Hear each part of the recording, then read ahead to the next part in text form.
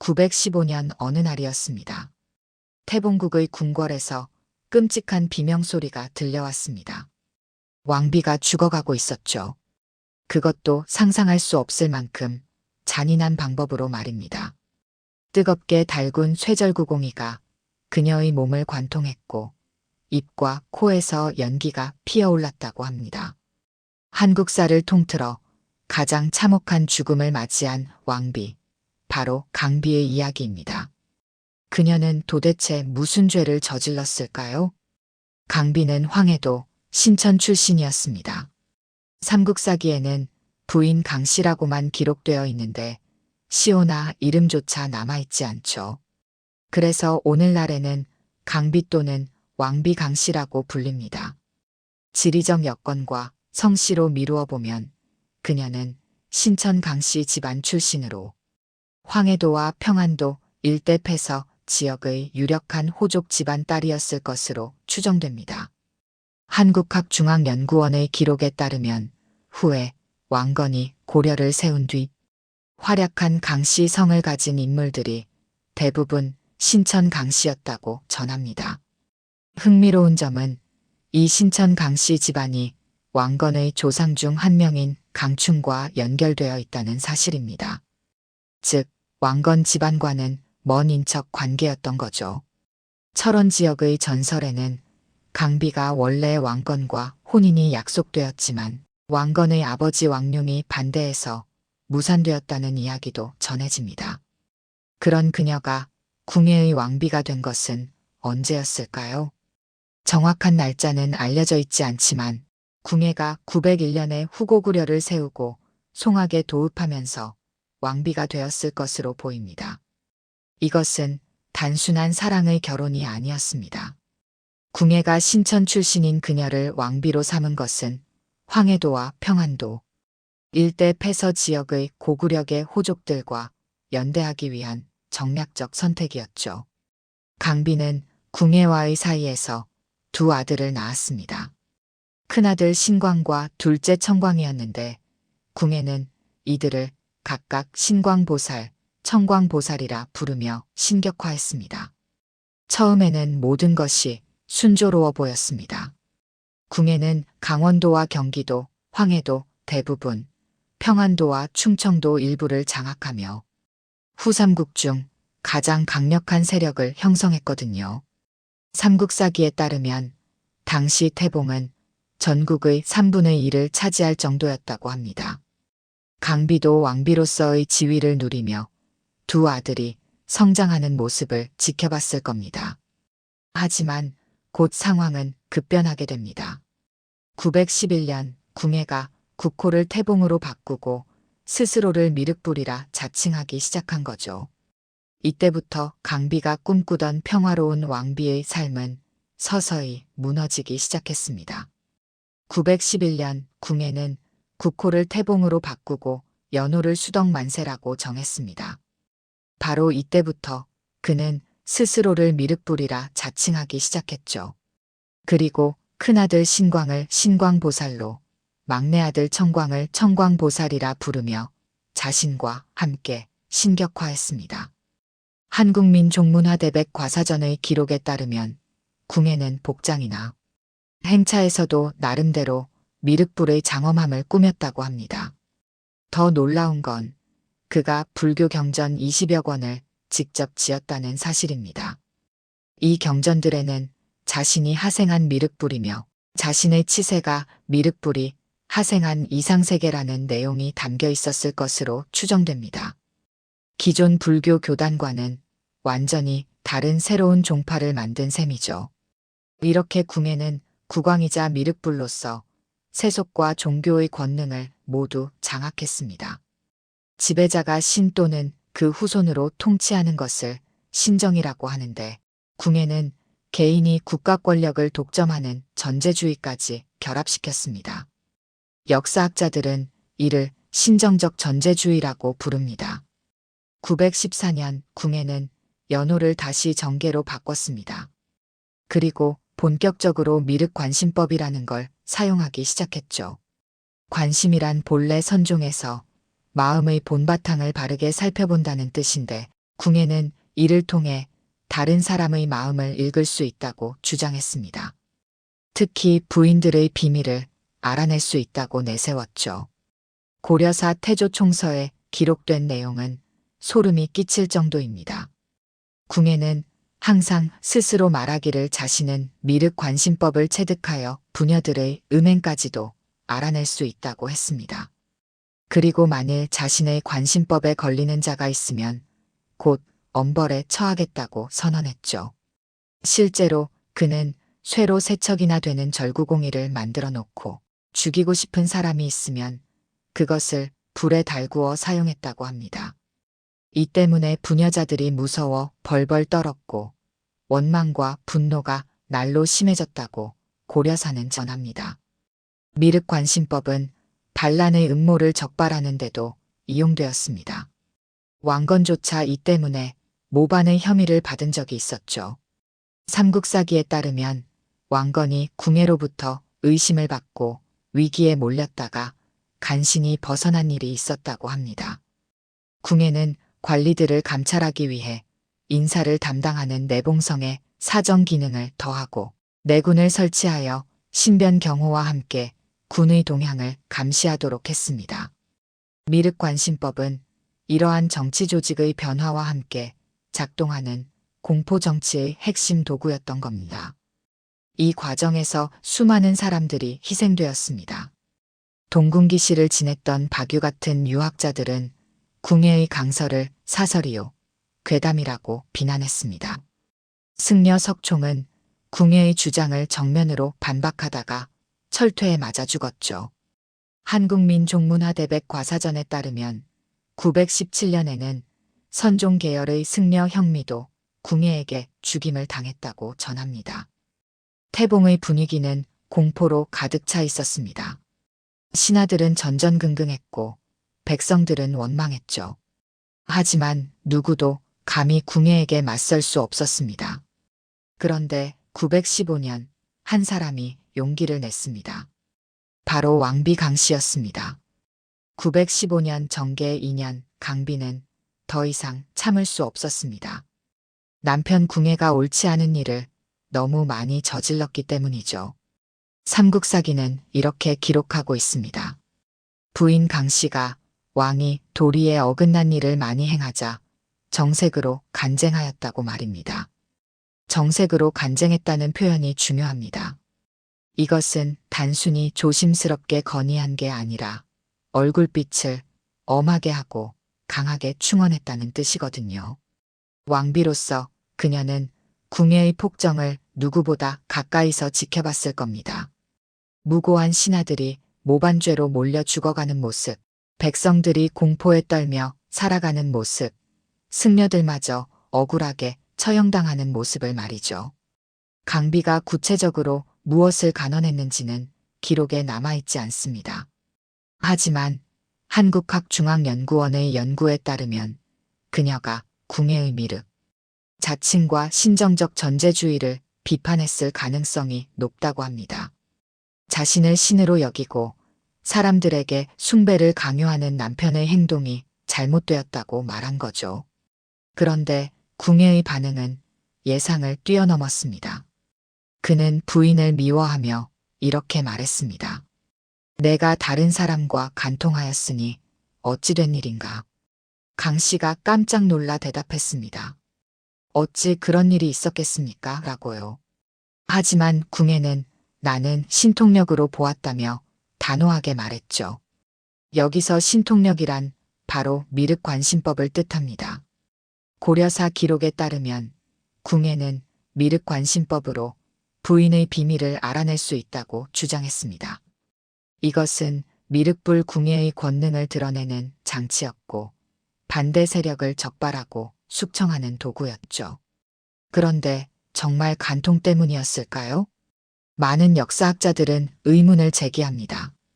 한국사 데이터베이스의 분석을 보면 단순히 궁예가 자신을 비판했다는 이유만으로 부인과 심지어 두 아들까지 살해했을 것으로는 생각되지 않는다고 합니다. 특히 두 아들이 모두 어렸다는 점, 그리고 그들 중 한 사람이 이미 태자로 책봉되어 있었다고 여겨진다는 점에서 더욱 그렇다는 거죠. 그렇다면 강비의 배후에는 무엇이 있었을까요? 강비는 황해도와 평안도 일대 패서 호족의 대표적 인물이었습니다. 그녀가 궁예의 정교일치적 전제주의를 비판하고 나섰던 배후에는 그를 반대하는 패서, 호족들의 움직임이 있었던 것으로 추정됩니다. 우리 역사넷의 연구에 따르면 강씨로 대표되는 반궁의 세력이 두 아들을 내세워 궁예의 전제주의에 도전하려는 움직임을 보였고, 그로 말미암아 강씨는 물론 두 아들까지도 죽임을 당했을 가능성이 있다고 합니다. 동궁기시를 지냈던 유학자 박유도 궁예의 태자 살해가 직접적인 계기가 되어 은거했다고 합니다. 그는 어떤 형식으로든 강씨 사건에 연루되었을 것으로 보입니다. 즉, 이것은 단순한 왕비 처형 사건이 아니었습니다. 호족과 왕권 사이의 권력 투쟁이었고, 패서 지역 세력과 궁예의 최종 대결이었던 거죠. 그리고 그 결과는 너무나 참혹했습니다. 삼국사기는 그날의 참상을 간결하지만 충격적으로 기록하고 있습니다. 뜨거운 불로 쇠절구공이를 달구어 그녀의 음부를 찔러 죽였고 그 두 아이들도 죽였다. 한국사 데이터베이스에 따르면 고려사의 기록은 더욱 구체적입니다. 쇠로 세척이나 되는 절구공이를 불에 달구어 음부에 찔러 넣어 입과 코로 연기를 뿜으며 죽게 했다고 말입니다. 세척이면 약 90cm입니다. 상상하기조차 끔찍한 처형 방법이죠.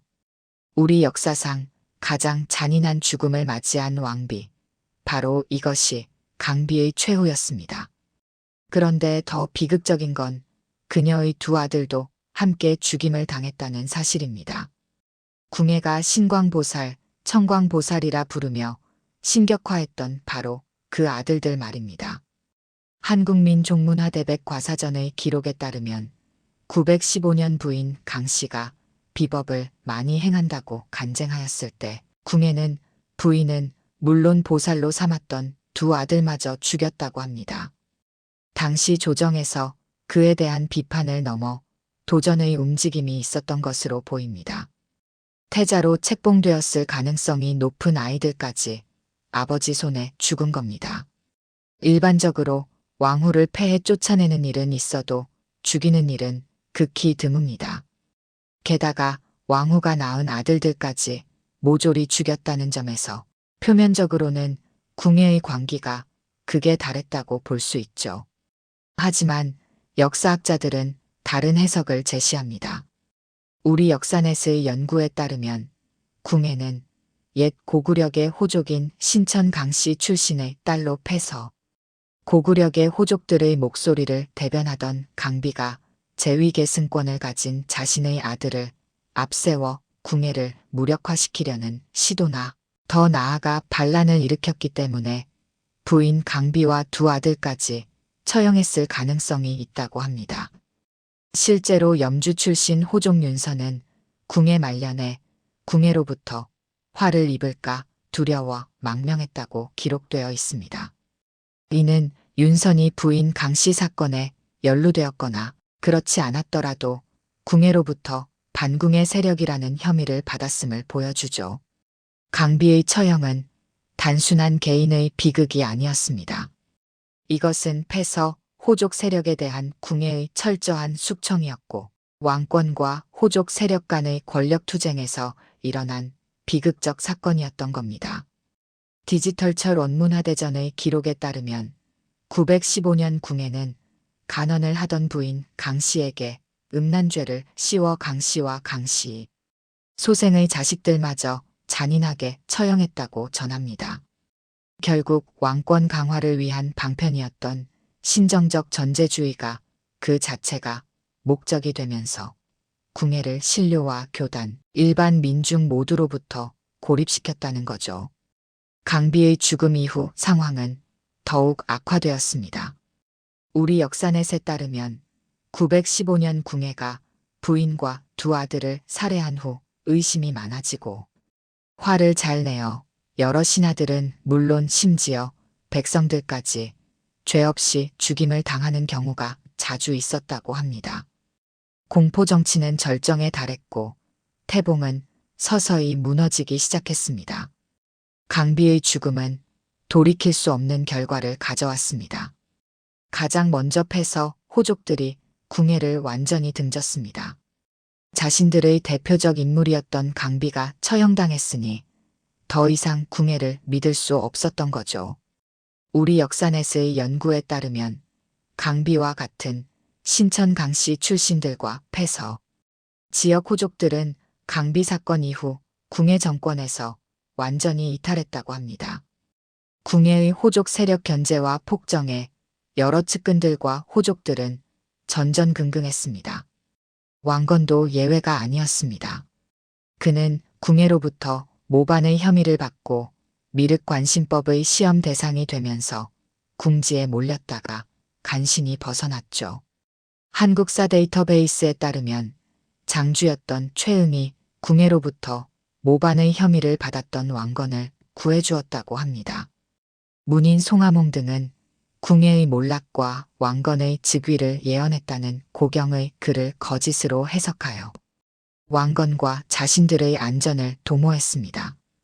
유학자들과 유학계열의 문인들 역시 자신을 신으로 여기면서 사람들에게 자신을 신격화시키고 신으로서의 숭배를 강요하는 궁예의 행동들에 반감을 가지고 있었던 거죠. 불교계도 마찬가지였습니다. 궁예가 억지스러운 불교 경전들을 짓고 미륵으로 행세하는 식의 정통. 불교 교리를 근본적으로 파괴하는 억지스러운 자기 신격화를 추진하는 것에 대해 불교계는 거센 반발을 했습니다. 위키백과에 따르면 917년에는 선종 계열의 승려 형미도 궁예에게 죽임을 당했다고 전해진다고 합니다. 민심은 완전히 등을 돌렸습니다. 궁예의 태봉 정권 마렵에는 궁예의 멸망과 왕건의 등장을 예언하는 도참까지 나타났죠. 그리고 마침내 918년 6월 역사적인 순간이 찾아왔습니다. 홍유, 배현경, 신순겸, 복지겸 등 사인이 의논하여 왕건을 새 왕으로 추대했습니다. 한국민족문화대백 과사전에 따르면 당시 왕건이 궁궐에 당도할 때 항거하는 세력이 없었고 궁예도 왕건이 마음을 먹었다면 다른 방도가 없다고 말했다고 합니다. 태봉 말기의 궁예는 이미 지지 기반을 상당히 잃었던 겁니다. 삼국사기는 궁예가 산으로 도망쳐 방황하다가 부양 백성들에게 살해당했다고 기록하고 있습니다. 고려사는 산골짜기에서 이틀 밤을 머물다가 허기져서 보리 이삭을 잘라먹다가 성난 군중들에게 맞아 죽었다고 되어 있죠. 야사와 전설에는 왕건과의 전투에서 패배해 연천군 청산면 장탈리 자살바위에서 자결했다는 이야기도 전해집니다. 어떤 기록이 진실이든 한 가지는 분명합니다. 한때 후삼국의 3분의 1을 장악했던 강력한 군주궁예가 비참한 최후를 맞이했다는 사실이죠. 그리고 그 몰락의 시작점에는 915년 강비의 죽음이 있었습니다. 왕건은 궁예를 몰아내고 왕위에 올라 고려를 건국했습니다. 역성혁명으로 태봉을 멸망시킨 왕건은 새로운 왕조의 정당성을 세우기 위해 궁예의 포각함을 강조할 필요가 있었습니다. 실제로 궁예에 대한 기록은 삼국사기, 제왕운기, 고려사로 갈수록 점점 더 부정적으로 변해갑니다. 특히 강비의 죽음과 관련한 사건에서 삼국사기는 뜨겁게 달군 쇠절구공이로 죽였다고 서술한 반면 고려사로 넘어오면서 절구공이가 세척이나 되는 것으로 구체화되고 입과 코에서 연기가 났다는 구절까지 추가됩니다. 궁예가 시간이 흐를수록 더욱 나쁜 인간이 되어갔다는 점은 역사의 승리자인 고려가 그 기록을 남겼다는 점에서 어떤 의구심을 가질 수 있습니다. 결국 왕건은 궁예를 몰아내고 왕권을 잡았고 그 명분을 세우기 위해 궁예의 포악함이 이용되었을 가능성도 배제할 수 없는 겁니다. 강비에 대한 기억은 각 지역마다 다르게 전해집니다. 강원도 철원군 쪽의 설화에서는 그녀가 원래 왕건의 배필감이었다가 궁예에게 시집갔지만 왕건을 못 잊어서 왕건과 사통하다가 죽음을 당한 것으로 묘사됩니다. 나무위키에 따르면 이 지역 설화에서는 궁예의 폭정도 실은 궁예의 잘못이 아니라 강비의 탓으로 돌리는 경향이 있다고 합니다. 철원은 태봉의 수도였고 왕건이 고려를 세운 곳이기 때문에 왕건에게 유리한 방향으로 이야기가 전해진 것으로 보입니다. 반면 경기도 가평군 쪽의 설화는 정반대입니다. 여기서는 강비가 궁예에게 폭정을 그만둘 것을 간하다가 궁예의 노여움을 사서 역사 기록과는 달리 가평의 산으로 유배되는 것으로 그려집니다. 후에 궁예가 왕건의 역성혁명으로 도망치게 되면서 자신에게 충언을 한 강비를 잊지 못해 가평으로 달려갔지만 이미 강비는 죽은 뒤였다고 하죠. 나무위키에 따르면 가평에는 강비가 유배된 산이라는 전설이 전해지는 강시봉이라는 이름의 봉우리가 있습니다. 궁예가 강시봉을 내려와서 다른 산에서 강비의 죽음과 망국의 슬픔에 대성통곡하자 산도 따라서 울었다는 명성산도 존재하죠. 이 설화에서 강비는 폭정을 막으려 했던 용기 있는 왕비로 궁예는 뒤늦게 자신의 잘못을 깨달은 비극적 군주로 그려집니다. 같은 인물에 대한 기억이 이렇게 다른 이유는 무엇일까요? 각 지역의 정치적 입장과 역사적 배경이 다르기 때문입니다. 철원은 왕건이 새 왕조를 세운 곳이니 왕건에게 유리하게, 가평은 그 정치적 영향력에서 상대적으로 자유로웠기에 강비에게 동정적인 시각을 유지할 수 있었던 거죠. 역사 기록도 마찬가지입니다. 삼국사기와 고려사는 모두 고려, 왕조의 신하들이 쓴 책입니다. 궁예를 악당으로 만들수록 왕건의 역성혁명은 정당화되죠. 그래서 시간이 갈수록 궁예는 더욱 잔혹한 폭군으로 묘사되고 강비의 죽음도 더욱 끔찍하게 각색되었을 가능성이 있습니다. 그렇다면 진실은 무엇일까요? 몇 가지는 분명해 보입니다. 첫째, 강비는 실존 인물이었고 915년에 처형당했습니다. 둘째, 그녀의 죽음은 호족과 왕권의 권력투쟁과 관련이 있었습니다. 셋째, 이 사건이 태봉몰락의 중요한 계기가 되었습니다.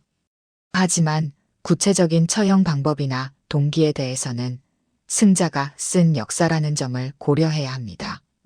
최근 일부 역사학자들은 궁예를 재평가하려는 시도를 하고 있습니다. 나무위키에 따르면 선각대사비문 등 새로운 금성문 자료를 통해 삼국사기와 고려사에서 왕건의 업적으로 묘사되고 있는 태봉의 전라도 남부지역 경략이 실제로는 궁예의 직접 지휘하에 행해졌던 작전이었음이 밝혀지기도 했습니다. 또한 궁예가 미륵부를 자처하고 승려들을 탄압했다는 것도 형미의 비문에서 어떤 언급도 없다는 점에서 재검토할 필요가 있다는 주장도 있죠. 이런 관점에서 보면 강비의 죽음도 다르게 해석될 수 있습니다. 궁예가 광기에 빠져 왕비를 죽인 게 아니라 패서 호족 세력의 정치적 도전을 차단하기 위한 냉정한 정치적 결단이었을 가능성 말입니다. 물론 그렇다고 해서 그의 행동이 정당화되는 건 아닙니다. 간언을 받아들이지 못하고 폭력으로 대응한 것, 심지어 자신의 아들들까지 죽인 것은 어떤 이유로도 정당화될 수 없으니까요. 결국 강비의 이야기는 권력의 속성에 대해 많은 것을 보여줍니다. 권력은 사람을 변화시킵니다. 궁예는 처음부터 폭군이 아니었습니다. 그는 신라 왕실에서 버림받은 서자 출신으로 승려가 되어 세달사에서 자랐죠. 강원도 일대를 장악하고 송악의 왕건 세력과 결탁하며 후삼국의 3분의 1을 차지할 정도로 뛰어난 군사적 능력을 보여줬습니다. 많은 호족들이 그를 따랐고 백성들은 새로운 시대를 기대했습니다. 하지만 권력이 커질수록 그는 변했습니다. 스스로를 미륵불이라 자칭하고 미륵관심법이라는 공포정치의 도구를 만들어냈죠. 간언을 받아들이는 대신 폭력으로 대응했고 결국 자신의 아내와 아들들까지 죽이는 지경에 이르렀습니다. 강비의 이야기는 용기에 관한 것이기도 합니다. 그녀는 왕비였지만 안전하지 않았습니다. 오히려 왕비였기에 더 큰 책임을 느꼈을지도 모릅니다. 수많은 신하들이 공포에 떨며 입을 다물고 있을 때 그녀는 정색으로 간언했습니다. 옳지 않은 일을 많이 행한다고 말이죠. 그 용기의 대가는 너무나 컸습니다. 우리 역사상 가장 잔인한 죽음을 맞이했고 두 아들마저 함께 목숨을 잃었습니다. 하지만 그녀의 간언은 헛되지 않았습니다. 그 사건이 태봉 몰락의 결정적 계기가 되었으니까요. 역사는 승자가 씁니다. 삼국사기와 고려사는 모두 고려, 왕조가 편찬한 역사서입니다. 왕건의 역성혁명을 정당화하기 위해 궁예는 점점 더 악한 폭군으로 그려졌죠. 강비의 죽음도 시간이 갈수록 더욱 끔찍하게 묘사되었습니다. 하지만 최근 발견되는 금성문 자료들은 다른 이야기를 들려줍니다. 궁예의 업적이 왕건에게 돌려졌을 가능성, 그의 정책이 실제로는 합리적이었을 가능성을 보여주죠. 그렇다고 해서 강비의 죽음이 정당화되는 건 아닙니다. 어떤 정치적 이유가 있었든 가난한 왕비와 어린 왕자들을 죽인 행위는 용납될 수 없으니까요. 강비의 이야기가 우리에게 주는 교훈은 무엇일까요? 첫째, 권력은 견제받아야 합니다. 아무리 뛰어난 군주라도 절대 권력을 갖게 되면 부패하고 타락합니다. 궁예가 바로 그 증거죠. 둘째, 용기 있는 간언이 필요합니다. 강비는 목숨을 걸고 옳은 말을 했습니다. 그 결과는 비극적이었지만 그녀의 용기가 없었다면 태봉의 폭정은 더 오래 지속되었을지 모릅니다. 셋째, 역사를 비판적으로 읽어야 합니다. 승자가 쓴 역사만을 믿는다면 우리는 진실의 절반만 볼 수 있습니다. 다양한 관점에서 역사를 바라보고 끊임없이 질문해야 하죠. 강비는 이름도 시호도 없이 역사에 기록되었습니다. 하지만 그녀의 용기와 비극은 1000년이 넘는 시간을 건너 오늘날 우리에게도 여전히 울림을 줍니다. 가평의 강시봉과 명성산에는 아직도 그녀에 대한 전설이 전해집니다. 권력의 광기에 맞서 싸운 한 여인의 이야기가 말이죠. 여러분은 강비의 이야기를 들으면서 어떤 생각이 드셨나요? 그녀의 간언은 용기였을까요? 아니면 정치적 도전이었을까요? 만약 강비가 간언하지 않았다면 태봉은 어떻게 되었을까요? 그리고 궁예에 대한 역사 기록을 얼마나 신뢰할 수 있을까요? 댓글로 여러분의 생각을 자유롭게 남겨주세요. 오늘 영상이 흥미로우셨다면 구독과 좋아요 부탁드립니다. 다음에는 후삼국 시대의 또 다른 비극적 이야기로 찾아뵙겠습니다. 알림 설정까지 해두시면 새로운 역사 이야기를 가장 먼저 만나보실 수 있습니다. 시청해주셔서 감사합니다.